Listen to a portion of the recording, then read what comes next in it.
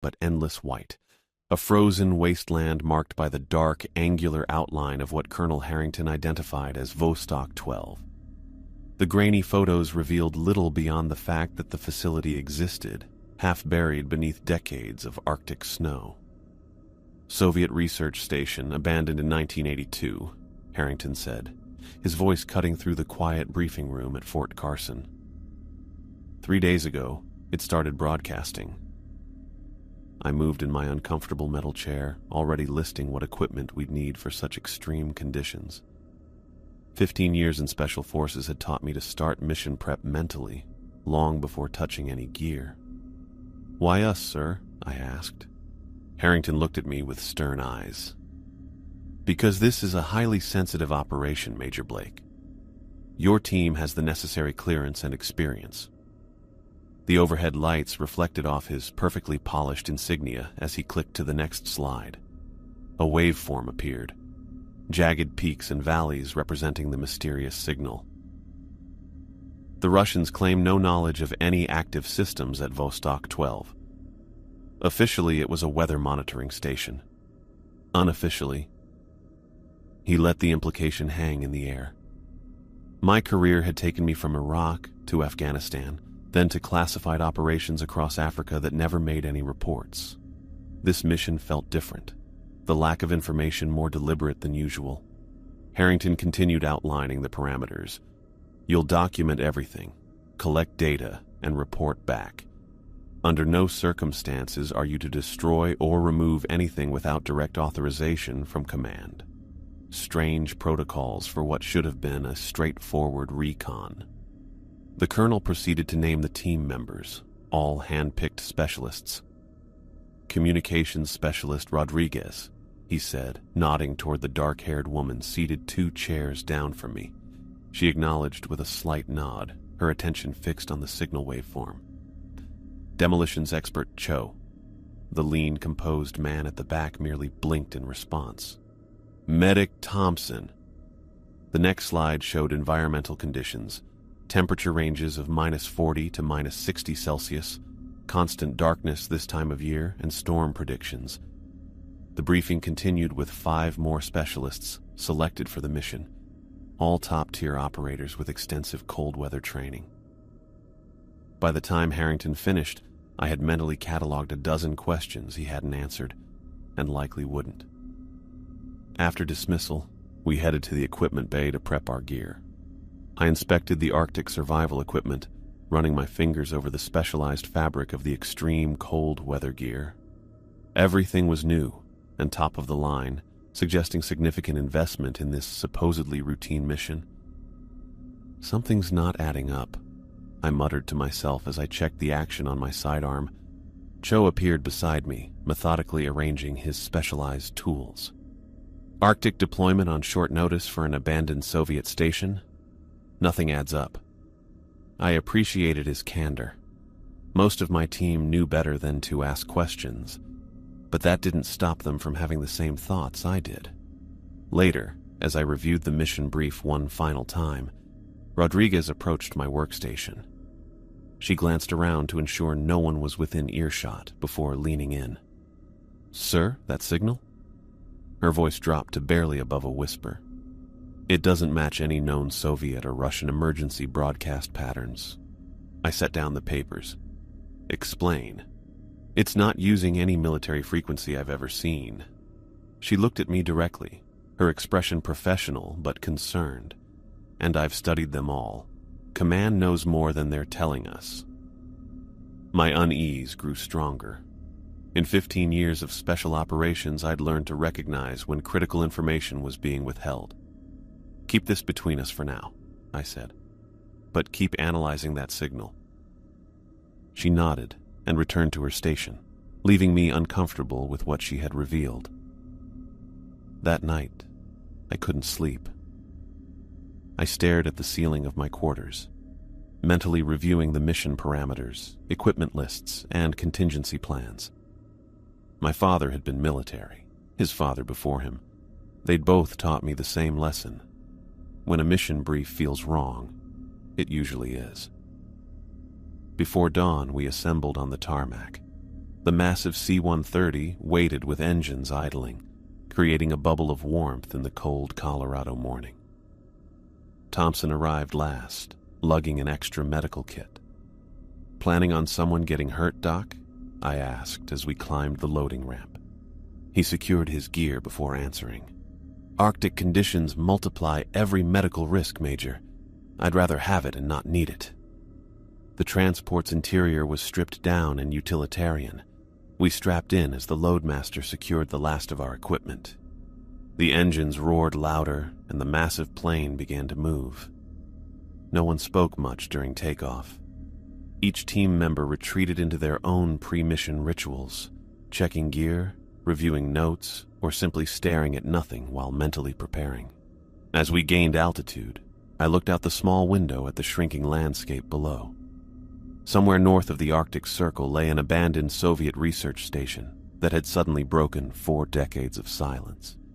And for reasons Harrington hadn't fully explained, we were being sent to answer its call. The plane banked north toward Greenland, where a helicopter would take us to our final destination. I closed my eyes, but the image of that isolated structure remained, a dark blot against endless white, broadcasting a signal no one could identify for reasons no one would explain. 3 days of air travel had left my team exhausted, but alert. We'd gone from Colorado to Greenland, then boarded the helicopter that now approached our final destination through blinding Arctic snow. The mission brief I'd studied repeatedly during our journey hadn't prepared me for the actual site of Vostok 12.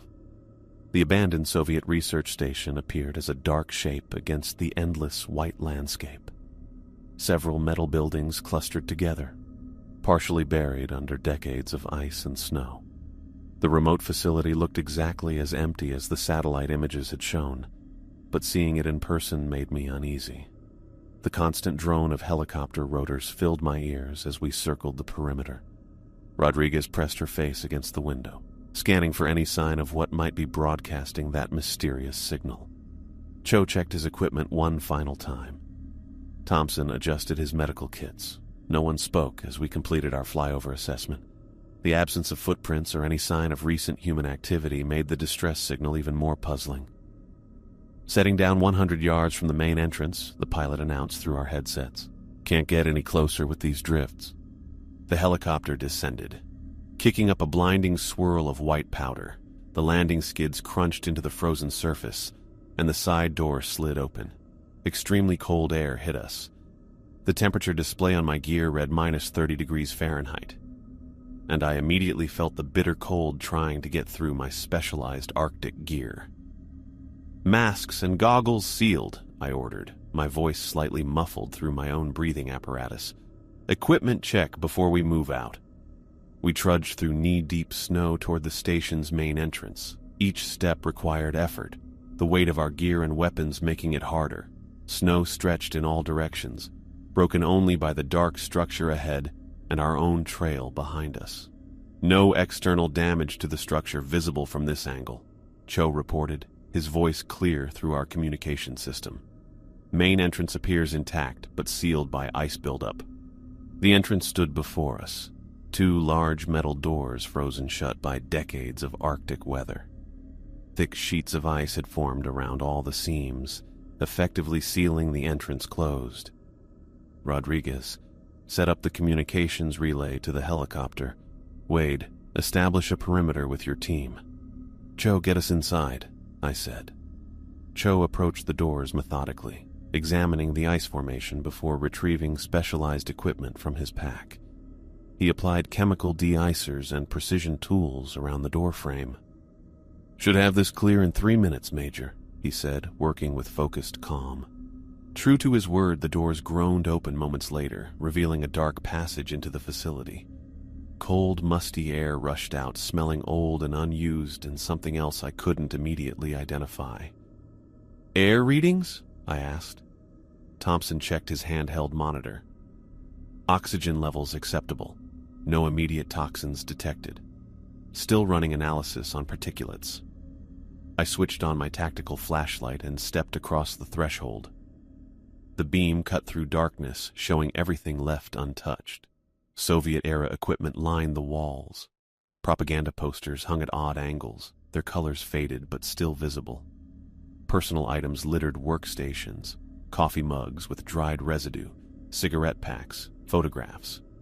"Looks like they left in a hurry," Thompson observed, his light beam playing across an overturned chair. Papers were scattered across the floor throughout the entryway and into the corridor beyond. Several doors stood ajar, and I noted that some had been left wide open while others appeared to have been forced. The air hadn't moved in decades, filled with dust. "Rodriguez, see if you can locate the station's power systems," I ordered. She nodded and consulted the facility schematic we'd been provided. "Should be one level down, southeast section." 20 minutes later, her voice came through our comms. "Found the generators, sir. They're Soviet diesel models built to last. Fuel tanks still contain usable diesel that hasn't completely gelled. Attempting restart procedure."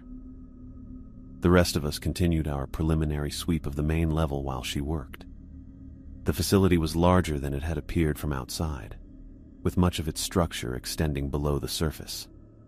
Suddenly, a low hum vibrated through the structure. Seconds later, emergency lights flickered to life along the corridors, dim red bulbs. "Partial power restored," Rodriguez reported, satisfaction evident in her voice. "Main systems remain offline, but I've got the emergency grid functioning. Heat will take longer if it works at all." The illumination revealed more details of our surroundings. A facility that had been abandoned in apparent chaos. Beyond the entryway extended a network of corridors leading to various rooms. According to our intel, the station housed scientific laboratories, living quarters, a communications center, and storage areas. "We'll split into 2 teams," I decided. "Wade, take your group and investigate the laboratories on the lower level. We'll check the living quarters and communications center on this floor. Stay in radio contact. Report anything unusual immediately." Lieutenant Wade nodded sharply. "Yes, sir." He gathered his 4-person team and headed toward the stairwell leading down. My remaining team members followed me through the corridor toward the living quarters. The emergency lighting cast everything in a red glow. Our footsteps echoed on the metal floors, occasionally crunching on frozen debris. The living quarters consisted of small, plainly furnished rooms, bunks with thin mattresses, personal effects still in place, books in Russian, photographs of families, playing cards.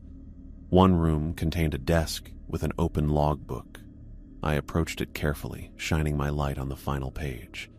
The handwriting started neat, but grew increasingly messy, the Cyrillic characters slanting wildly across the page by the final entry. "Thompson," I called. "You speak some Russian, right?" He nodded and moved closer, examining the logbook. He looked increasingly worried as he translated. "Most of it describes deteriorating conditions. The last entry," he hesitated. "It says, it's moving through the vents. Petrov is infected. God help us all." I felt deeply unsettled. I immediately reached for my radio. "Wade, come in. Exercise extreme caution. Possible biohazard situation." Only static answered my call. I tried again, adjusting frequencies. Nothing but the harsh crackle of interference. "Rodriguez, can you boost our signal?" "Working on it, sir," she replied, her voice slightly distorted. "Something in the structure is interfering with radio transmission below the main level." Cho, who had been examining the ventilation system access panel nearby, looked up sharply. "Major, you need to see this." As I moved toward him, the entire structure seemed to move around us. A low groan of metal and ice echoed through the corridors. Before Cho could explain what he'd found in the ventilation system, gunfire erupted from below us.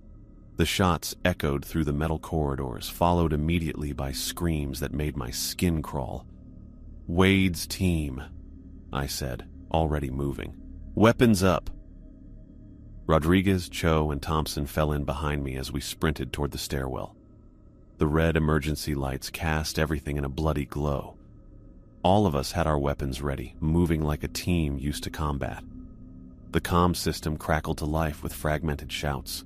I caught Wade's voice, high with panic. Coming through the... Oh God, it's... Shoot it, shoot... Between the broken transmissions came a sound that stopped me cold for a split second, a high-pitched wailing that sounded nothing like a human voice. It rose and fell in impossible patterns, as if whatever made it had multiple throats. We descended the stairs 2 at a time, passing the first sublevel and continuing down to the second, where the laboratories were located. The deeper we went, the colder it felt, despite our thermal gear. The metal steps clanged beneath our boots, the sound echoing up and down the stairwell. When we reached the corridor leading to Lab Complex B, I held up my fist, signaling the team to pause. The hallway ahead was covered in blood. It pooled on the floor, splattered across the walls in violent arcs, and even dripped from the ceiling in places. The metallic smell hit me immediately, followed by something else, a pungent chemical odor I couldn't identify. Jesus Christ, Thompson whispered behind me. I advanced slowly, weapon raised. The others followed, our boots making sick, wet sounds in the blood. What lay scattered across the corridor barely resembled people anymore. 4 bodies, or what remained of them, lay dismembered on the floor. Limbs had been torn from torsos. Intestines spilled across the metal flooring. One body had been split open from sternum to pelvis, ribs cracked outward. In the middle of the carnage, I found Wade's head, separated from his body but otherwise untouched. His eyes were frozen open in an expression of pure terror. His mouth locked in a silent scream. Behind me, Rodriguez doubled over and vomited. Cho muttered something in Chinese, his voice barely audible. I heard the quiet shake in his normally steady tone. Thompson moved past me, medical instincts taking over despite the obvious futility. He knelt beside what remained of Wade, opening his kit automatically. "What the hell could do this?" Rodriguez asked, wiping her mouth with the back of her hand. I scanned the corridor, noting the bullet holes in the walls and the spent shell casings scattered across the floor. Whatever it was, they emptied their magazines into it. The copper smell of blood mixed with that strange chemical odor. Something like ammonia, but worse, more alien. It burned the inside of my nose. Thompson suddenly jumped back from Wade's remains, scrambling away on his hands and feet. "Major!" Wade's severed head spasmed, the jaw clicking open and closed in unnatural movements. A black, oil-like substance began to ooze from his mouth, his ears, even forcing its way out from under his eyelids. It pooled beneath the head, spreading outward with impossible speed. "Fall back!" I ordered, already firing at the black mass. The substance coalesced before our eyes, rippling and expanding. It rose up from the floor, taking shape, vaguely humanoid but wrong in every way. It had too many limbs, jutting out at impossible angles. Its skin was translucent, revealing moving organs underneath that pulsed with an unnatural rhythm. Where a face should have been, there was only a series of vertical slits that opened and closed in sequence. I emptied my magazine into the creature. The bullets passed through its fluid body, leaving momentary holes that sealed instantly. Behind it, more bullet holes appeared in the wall as my shots exited without effect. "Incendiary!" I shouted, reaching for a specialized grenade at my belt. The creature moved incredibly fast. One of its limbs elongated, the end hardening to a razor-sharp point. It lashed forward, impaling Rodriguez through the chest before any of us could react. Her eyes widened in shock. Blood gushed from her mouth as the creature lifted her off the ground, her boots dangling 2 feet above the floor. "No!" Thompson yelled, lunging forward with his combat knife. The creature swung Rodriguez's impaled body, slamming her into Thompson. As they collided, some of the black substance splashed onto Thompson's face. He screamed, clawing at his skin as it began to bubble and melt on contact, flesh sloughing off to reveal the skull beneath. Cho backed away, fumbling at his vest. His hands closed around a grenade just as another limb shot out from the creature, wrapping around his waist. The creature's translucent skin rippled, pulsing with flashes of bioluminescence as it began to constrict around Cho. With a final effort, Cho pulled the pin and shouted, "Run!" I turned and sprinted for the stairwell as the explosion ripped through the corridor. The blast wave hit my back, sending me sprawling. Heat washed over me, followed by the patter of wet debris falling around me. When I looked back, the creature had been torn apart, its remains sizzling through the metal flooring, eating holes through the deck plating. Cho lay several feet away, badly wounded. Shrapnel had torn into his left side and blood soaked through his thermal gear. His face was pale from shock and blood loss. I scrambled to him, hoisting him up as gently as possible. "I've got you. We need to move." "The others?" he asked, weakly. "Gone," I said, supporting his weight as we staggered toward the stairs. From deeper in the facility came more of those inhuman shrieks, not one voice but many calling to each other.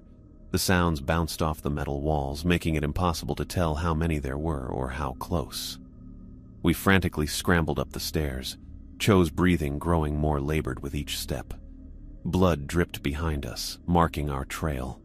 The emergency lights flickered, plunging us into momentary darkness before returning to their dim red glow. "What was that thing?" Cho gasped as we reached the landing between levels. "I don't know," I replied, my mind racing through everything I'd seen. "But now we know why this place was abandoned." More inhuman wails echoed up the stairwell. They sounded closer now, and there were definitely more than one. Whatever was down there, it was coming for us. I heaved Cho's weight against my side as we stumbled up the final steps. Blood dripped from his wounds, leaving a trail behind us that I knew those things could follow. His breathing came in shallow gasps, each one more labored than the last. "Almost there," I said, though I wasn't sure what safety meant anymore. The stairwell door opened to the main level. The red emergency lights cast everything in a crimson haze as I dragged Cho toward the station entrance. His left side was shredded from the explosion, and something worse was happening where the creature had touched him. Black veins spread beneath his skin, following his blood vessels and turning them dark. I adjusted his weight and clicked my radio. "Mayday, mayday. This is Major Blake requesting immediate evacuation. Hostile contact, multiple casualties." Static hissed back at me before the connection cleared. "Copy that, Major. Situation." The pilot's voice sounded distant and tinny. "Team compromised. Biological hazard. Need emergency extraction now." "Roger that. ETA 20 minutes. "Negative," I barked into the radio. "We need immediate evac. Repeat, immediate." The pause that followed lasted too long. 10 minutes minimum, Major. Weather's deteriorating." 10 minutes might as well have been a lifetime. Behind us, those inhuman shrieks echoed up the stairwell, closer now. The sound bounced off metal walls, making it impossible to gauge distance. "Communications room," Cho whispered, his voice barely audible. "Secure position." He was right. We couldn't make it to the entrance and hold position for 10 minutes. Not with those things coming after us. The communications room had one door, small windows, and equipment we might use. It was 30 feet down the corridor to our right. I dragged Cho toward it, his boots scraping against the metal floor. The door was partially open. I kicked it wide, pulled Cho inside, then slammed it shut behind us. There was no lock, but a desk sat against the wall nearby. "Need to block the door," I said. Cho nodded weakly, trying to help as I dragged the heavy metal desk across the floor. The screech of metal on metal made me wince. The sound would attract those things. I pushed the desk against the door, then added a filing cabinet and a chair for good measure. It wouldn't hold long against a determined assault, but it was something. Cho slumped to the floor, leaving a smear of blood down the wall. His face had gone gray, and sweat beaded on his forehead despite the cold. The black infection had spread further, creeping up his neck now. "Not getting out of this one," he said, his eyes fluttering. I knelt beside him, checking his wounds. Nothing in my training had prepared me for this. "Stay with me, Cho." He gripped my arm with surprising strength. "Listen," he hissed, eyes suddenly clear and focused. "People need to know what happened here. What we found. Promise me." The intensity in his eyes made me nod. "I promise." "Good." He relaxed slightly, then winced as another wave of pain hit him. "Check the equipment. Find out what's broadcasting." I moved to the communications console, wiping decades of dust from the panel. Soviet-era technology filled the room. Radio equipment, teletype machines, monitoring systems. But the signal source wasn't coming from any of it. In the corner, half hidden beneath an old manual, sat a small black box. Modern, sleek. A red light pulsed on its surface. I picked it up, turning it over in my hands. American-made, military-grade. This was no Soviet relic suddenly reactivating after 40 years. This had been planted. "Cho," I called, holding up the device. "This isn't Russian tech. Someone put this here recently." He stared at it, understanding dawning in his pain-clouded eyes. "We were meant to find this place." "We were meant to die here," I corrected, a cold certainty settling in my gut. This hadn't been a rescue mission or a scientific investigation. We'd been sent as fodder. A thump against the door snapped my attention back to our immediate situation. Something was testing the barricade. I moved to the small window set in the door and peered through. The corridor outside had filled with moving shadows. The emergency lights revealed glimpses of movement. Too many limbs, bodies that flowed rather than walked. One creature stepped into direct light, and I felt terrified. It had Wade's face, stretched across a head that was too large, features distorted. His eyes blinked independently of each other, and his mouth hung open at an impossible angle. But it was him, or what was left of him, now part of whatever these things were. Another crash hit the door, harder this time. The desk scraped an inch across the floor. "We need to move," I said, scanning the room for options. There, in the ceiling, a maintenance hatch that likely led to the roof. "Up there, extraction point." Cho looked up and nodded, but we both knew he wouldn't make it. The black veins had reached his jaw now, spreading across his face. His left arm hung useless, the flesh turning necrotic where the infection spread. "I need to stop the spread," I said, taking off my belt. I wrapped it around Cho's upper arm, above the worst of the infection, and pulled it tight. The makeshift tourniquet wouldn't save him, but it might slow whatever was happening. The door shuddered against another impact. The filing cabinet toppled over. We had minutes at most. "Help me up," Cho said. I braced myself under his good arm and lifted. He swayed on his feet, nearly collapsing again. Together, we staggered to the ladder mounted beneath the hatch. I pushed him up first, supporting his weight as he climbed awkwardly. The hatch resisted, frozen shut by decades of Arctic cold. I braced Cho against the ladder with my shoulder while reaching past him to force it open. The metal groaned, then gave way with a shower of ice crystals. Wind and snow immediately whipped into the room, a shocking blast of cold that stole my breath. The temperature had to be 50 below with the wind chill. We had minutes of exposure time at most before frostbite would set in, even with our gear. I pushed Cho through the hatch and followed him onto the roof. The storm had worsened, visibility reduced to maybe 20 yards. Snow swirled around us in violent gusts. The radio crackled on my vest. "Major Blake, we are on approach. Cannot land directly at the station. Proceeding to alternate LZ 300 yards northwest. Do you copy?" I grabbed the radio. "Copy that. Moving to your position now." Cho collapsed beside me, his body convulsing. Black fluid leaked from his eyes and nose. His back arched in pain as his good hand clawed at the roof surface.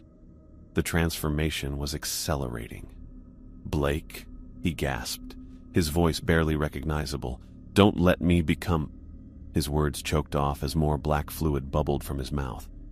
His hand fumbled at his holster, drawing his sidearm with trembling fingers. He pressed it into my palm, his intent clear in his eyes. Behind us, inhuman shrieks echoed from the open hatch. They were coming through. I tightened my grip on his sidearm. The helicopter's lights appeared through the swirling snow. The shrieks grew louder. Cho's body began to change, bones cracking as they moved beneath his skin. I made the hardest decision of my career. The gunshot echoed across the rooftop, lost almost immediately to the howling wind. I didn't look back as I ran toward the helicopter, legs pumping through knee-deep snow, lungs burning with each frozen breath. Behind me, the creatures poured onto the roof, their cries cutting through the storm. The helicopter hovered 10 feet above the ground, rotor wash creating a vortex in the snow. A rescue line dropped down. I grabbed it, wrapping it around my arm as I was lifted from the ground. Below me, dark figures moved through the white, converging on my position. The last thing I saw as they pulled me into the helicopter was a mass of writhing bodies reaching upward with too many limbs. The door slid shut. I collapsed onto the floor, alone. 48 hours passed in a blur of disinfectant smells and muffled voices. The helicopter ride from Vostok 12 remained a fog in my memory, moments of clarity broken up by stretches of nothing. I remembered the medic asking questions I couldn't answer. I remembered Cho's blood on my hands. I remembered the pilot radioing ahead about survivors. Plural. Now I sat alone in a sterile interrogation room at a military installation near Oslo. The walls were blank white, the table stainless steel, bolted to the floor. A camera watched from the corner of the ceiling, its red light a constant reminder I wasn't really alone. My bloody uniform had been taken. I now wore light blue scrubs that scratched against my skin. Medical staff had treated my wounds without speaking a single word to me. They'd cleaned, stitched, and bandaged while avoiding eye contact, as if I carried something contagious. Maybe I did. Sleep hadn't come. Every time I closed my eyes, I saw Wade's face stretched across that thing in the corridor. I heard Rodriguez's final gasp as she was impaled. I felt Cho's sidearm in my hand as I made the decision no soldier should ever have to make. The door opened with a soft click. A man entered wearing an immaculate black suit that showed no wrinkles despite the late hour. 2 armed guards took position on either side of the door, hands resting on their sidearms. "Major Blake," the man said, taking the seat across from me. "I'm Hansen. No rank, no organization. Just Hansen." He placed a thin folder on the table between us and opened it. His movements were precise, economical. His face might have been designed to be forgettable. His eyes were calculating, constantly evaluating. "Let's start from the beginning," he said. "Tell me about your arrival at Vostok 12. I described the approach by helicopter, the landing, entering the facility. Hansen took minimal notes, occasionally nodding. When I mentioned the modern signal device we'd found, his expression didn't change, but he wrote something down. "And these creatures," he said. "Describe them again, every detail." I told him about the black substance, how it moved with purpose, how it took over bodies and reshaped them, how bullets passed through it without effect, how it spread through contact. "And your team's response?" Hansen asked. The questioning continued for hours, the same topics revisited from different angles: the creature's behavior, the black substance, the signal device, the station layout, my team's final moments. Time blurred. Coffee appeared, then disappeared, untouched. The lights never dimmed. Hansen never showed fatigue. My own voice grew hoarse, my mind foggy from exhaustion and trauma. What happened to the rest of my team? I finally asked during what felt like the 100th retelling. Hansen looked up from his notes, his face carefully neutral. "I'm afraid you're the only survivor, Major." The words didn't register at first. No, that's not possible. Cho and I were extracted together. The helicopter crew saw us both. Hansen shook his head slightly. "Our records indicate you were the only person evacuated from Vostok 12. "That's bullshit," I said, leaning forward. The guards by the door tensed. The pilot radioed ahead about survivors. Multiple. Without emotion, Hansen reached into his folder and produced a tablet. He tapped the screen and slid it across to me. "Security footage from the extraction." The video showed the helicopter hovering above the station. A single figure, me, being pulled aboard. No Cho, no one else. My hands gripped the edge of the table. This has been altered. Cho was with me. I helped him to the roof. The black infection had already spread, Hansen said, watching me carefully. You made a difficult but correct decision before boarding the helicopter. Cold sweat broke out across my back. He knew about that. Had they been watching somehow? Where's the helicopter crew? I demanded. They can confirm. Hansen slid several photographs across the table, wreckage scattered across Arctic ice, the distinctive tail section of our extraction helicopter partially submerged in black water. Mechanical failure during your extraction attempt, Hansen said. Very unfortunate. You were transferred to a secondary medical transport while unconscious. I stared at the photos, trying to make sense of what I was seeing. The timeline didn't add up. The faces didn't match my memories. But exhaustion clouded my judgment, made me doubt myself. What happens now? I asked, my voice barely above a whisper. Hansen closed his folder. This incident is classified at the highest level, Major. It doesn't exist. You were never at Vostok 12.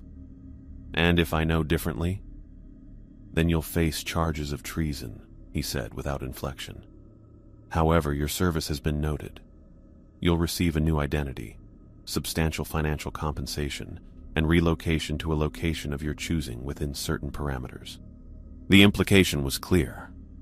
Disappear and stay quiet, or disappear anyway. What were they doing there? I asked. What were those things? Hansen stood straightening his already perfect suit. For a moment, I thought he wouldn't answer. The Soviet research at Vostok 12 focused on biological weapons, he finally said, derived from an unknown specimen discovered in the ice in 1972. Their work was ambitious, but ultimately beyond their control. He gathered his materials, tucking the folder under his arm. At the door, he paused. This wasn't our first cleanup operation at Vostok 12, Hansen said, his voice carrying the first hint of emotion I'd heard, something like resigned determination. And the cycle runs about every 20 years. The door closed behind him, leaving me alone with the knowledge that my team hadn't been sent to investigate. We'd been sent as sacrifices to contain something that had broken free before, something they knew would break free again, and in 20 years, another team would be sent to die. The waves crashed against the rocky shore below my small house perched on the Oregon coastline. 5 years had passed since Hansen offered me a choice that wasn't really a choice at all. 5 years since I'd traded Major John Blake for Michael Reed, a retired petroleum engineer with a generous pension and a past that existed only on fabricated documents. I pulled my jacket tighter as the cold wind pushed against me. Every morning I walked these beaches, rain or shine. The isolation suited me. The fewer people who knew me, the safer they were, the safer I was. My boots crunched across the wet sand as I followed my usual path along the shoreline. The beach stretched empty in both directions, just how I liked it. Early mornings meant solitude, time to clear my head before the nightmares caught up with me. Last night's had been worse than usual. In it, Rodriguez's face had stretched and distorted as that black substance poured from her eyes. Her jaw had unhinged, revealing rows of teeth that shouldn't exist in a human mouth. I'd woken drenched in sweat, my hand already reaching for the gun I kept under my pillow. I hadn't always been this paranoid. The government had kept their end of the bargain, at least superficially. This house, my new identity, the monthly deposits into my account, all delivered as promised. But I knew too much to ever feel safe. The things we'd encountered at Vostok 12 weren't contained. Hansen's parting words made that clear. A 20-year cycle, a cleanup operation that had happened before. I turned back toward my house, a small wooden structure weathered by constant sea spray. From the outside, it looked unremarkable. Inside, it was a fortress of information. Maps covered walls. Newspaper clippings filled folders. Computer printouts of classified documents I'd pieced together through months of careful hacking were hidden in a floor safe. Back inside, I made coffee and sat at my desk. My laptop displayed the same dead ends I'd been hitting for years. Every member of my team had been erased from military records. Not redacted, erased. It was as if Rodriguez, Cho, Thompson, and Wade had never existed. 3 months ago, I'd tracked down Wade's sister in Minneapolis. She'd invited me in, offered me tea, and insisted her brother had died in a training accident in Germany. She showed me the military notification, the folded flag, the letter of condolence. Perfect documentation. Not a single mention of the Arctic or Vostok 12. "You must have him confused with someone else," she'd said, concern creasing her forehead. "Lieutenant Wade died 2 years before this Arctic mission you're talking about." I hadn't argued. The documents were too perfect, her certainty too complete. They'd gotten to her first, or worse. Her brother had indeed died in Germany, and the Wade on my team had been something else entirely. My phone buzzed. Dr. Lawrence, my mandated therapist. Another condition of my new life. I ignored the call.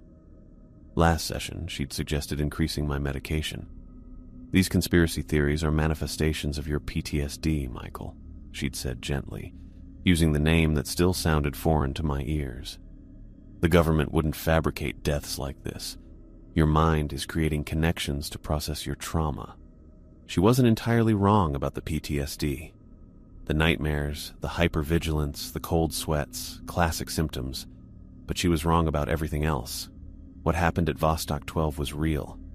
My team died horrifically, and someone wanted it buried. Today marked 5 years exactly since the mission. Anniversaries held power, both psychological and practical. If I were monitoring someone like myself, I'd pay special attention to their behavior on significant dates. I showered and dressed in nondescript clothes, jeans, gray sweater, navy jacket. Nothing memorable. I drove my used Ford pickup into town, parking several blocks from my destination. The university library was open to visitors with proper ID. I'd been careful to establish myself as an amateur science enthusiast with the staff, making occasional visits to read technical journals. At the research terminal, I began my search. Scientific journals from the early 1980s, focusing on microbiology and Arctic research. 3 hours in, I found it. A small article tucked between more prominent research papers, authored by Dr. Mikhail Karloff, identified as having worked at a northern research station before discontinuing his research in 1982. The paper detailed unusual properties of microorganisms found in Arctic ice cores. The language was dense, technical, but certain passages alarmed me. Specimen exhibits unprecedented dormancy periods, potentially decades or longer, reactivating when exposed to thermal variations. Demonstrates remarkable ability to assimilate and replicate biological material at the cellular level. Preliminary tests suggest potential for complete organism reconstruction using minimal genetic material. The scientific community had largely dismissed the paper as theoretical overreach. Comments in the margins from peer reviewers questioned Karloff's methodology and conclusions. But I knew better. This wasn't theory. This was documentation of what lurked beneath Vostok 12. I printed the article, folded it carefully, and tucked it into my jacket pocket. As I gathered my notes, a known sensation crawled up my spine. The feeling of being watched. 5 years of hypervigilance had honed my instincts. I didn't turn around. Instead, I used the reflection in the computer screen to scan the room behind me. Nothing obvious. Just students studying, an elderly man reading a newspaper, a librarian shelving books. I left casually, maintaining a steady pace through the building. At the entrance, I paused as if checking my phone, using the glass door's reflection to survey the street outside. That's when I saw it. A black sedan parked across the street. Dark windows, engine running. The same model Hansen's security detail had used. I grew tense, but I kept my face neutral. I pushed through the doors and turned left, away from where I'd parked. The driver's window of the sedan lowered slightly. I caught a glimpse of sunglasses, the outline of a man's profile. Then I rounded the corner and broke into a controlled jog. 20 minutes and several detours later, I reached my truck. No sign of pursuers, but that meant nothing. If Hansen's people wanted to track me, they'd have better methods than direct surveillance. The black sedan was a message, not a threat. A reminder that I was still being watched. I drove back to my house, taking a circuitous route, checking my mirrors at every turn. The coastal roads were empty this time of year, which meant any tail would be obvious. Nothing followed me. Inside my house, I moved with purpose. First, I retrieved my go bag from the closet. Cash, fake IDs, basic supplies. Next, the gun I'd acquired through less than legal channels, a 9mm Glock with the serial number filed off. 5 years of preparation had taught me to be ready. At my computer, I opened multiple secure browsers and accessed the email accounts I'd established across different servers. The document I'd prepared was comprehensive. Every detail of Vostok 12, names, dates, coordinates. Everything I remembered about the creatures, the facility, Hansen's cryptic warnings about 20-year cycles. I'd encrypted the files and set them to be sent to journalists, scientific publications, and public forums if I didn't enter a cancellation code every 24 hours. The truth doesn't die with me, I murmured as I confirmed the settings. Night fell as I completed my preparations. Outside my windows, the ocean turned black. Waves visible only as white foam crashing against the rocks. The isolation that had once felt like safety now seemed like vulnerability. They could come from any direction and no one would hear. I sat in darkness, gun within reach, watching the road that led to my house. Hansen's people wouldn't come immediately. That wasn't their style. They'd wait, assess, plan the perfect extraction, but they'd come. The black sedan wasn't coincidence. Not today, of all days. 5 years of nightmares, research, and paranoia had led to this moment. I knew what waited beneath the ice at Vostok 12. I knew about the creatures that could remake human beings from the inside out. I knew about the 20-year cycle Hansen had mentioned. How long before something broke free again? 15 years? Less? The world deserved to know what was hiding in the Arctic. What might one day thaw and spread beyond containment. If Hansen wanted to silence me again, he'd find I wasn't the same broken soldier they'd pressured into compliance 5 years ago. This time, I was ready.